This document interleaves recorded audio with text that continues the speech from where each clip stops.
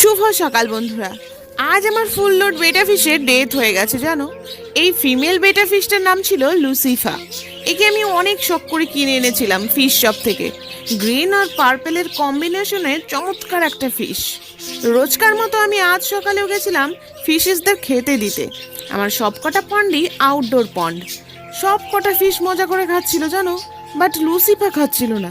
ভাবলাম পরে হয়তো খেয়ে নেবে, তাই আর কিছু না ভেবে বার্ডসদের কলোনিতে খেতে দিতে ঢুকলাম।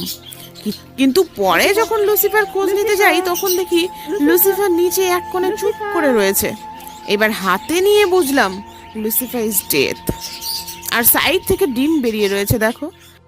ডিমগুলো দেখে এত মায়া হচ্ছিল না, কি বলবো, ভাষায় প্রকাশ করার মতো না। খুব খারাপ লাগছিল। যাদের পেটস আছে তারাই একমাত্র বুঝবে। তোমরা প্লিজ লুসিফার আত্মার শান্তি কামনা করো।